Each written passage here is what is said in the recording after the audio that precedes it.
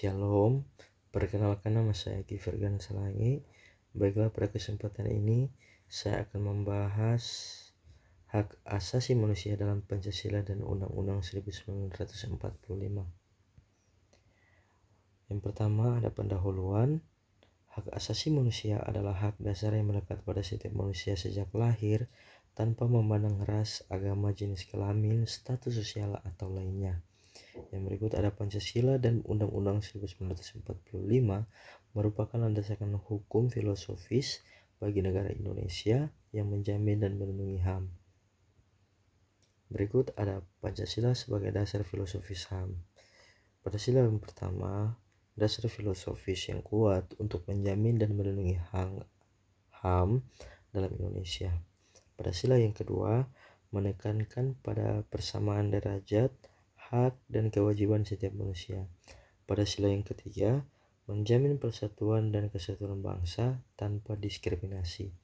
Pancasila yang keempat, menjamin hak berpartisipasi dalam pemerintahan, kebebasan berekspresi dan hak memilih.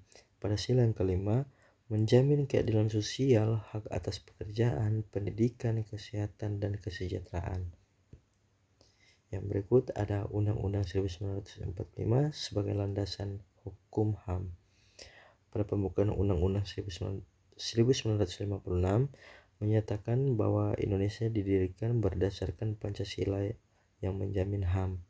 Pasal 27 Undang-Undang 1945 menjamin hak dan kewajiban warga negara termasuk hak untuk hidup, kebebasan, keamanan, dan hak untuk mendapatkan keadilan.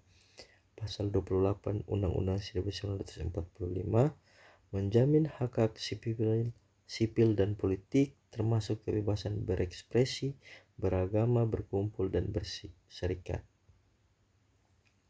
Yang berikut adalah implementasi HAM dalam praktik. Pertama ada Lembaga Perlindungan HAM, yang dimana Komisi Nasional HAM dan juga Komnas HAM beserta lembaga lainnya berperan dalam melindungi dan menegakkan HAM.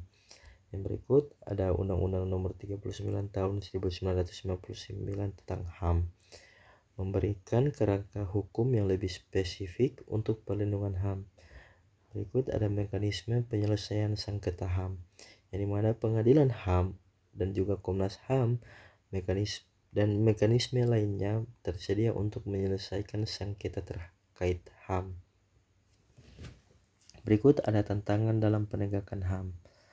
Masih terjadi diskriminasi berdasarkan ras, agama, jenis kelamin, dan lainnya.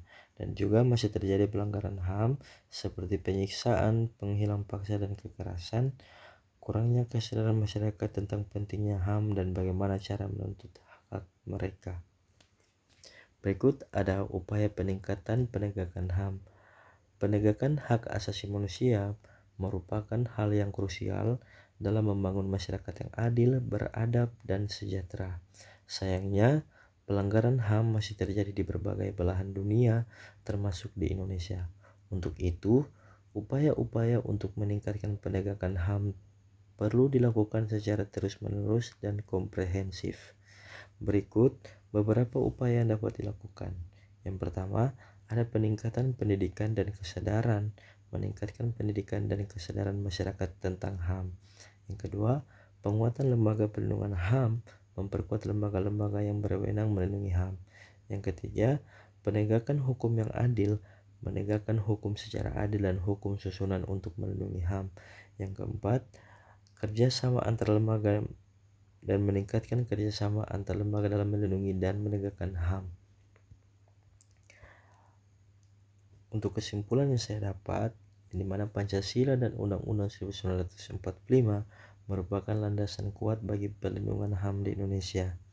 Penegakan HAM merupakan tanggung jawab bersama baik pemerintah, masyarakat maupun individu.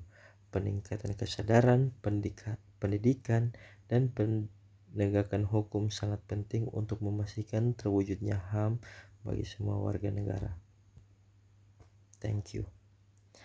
Sekian dan terima kasih.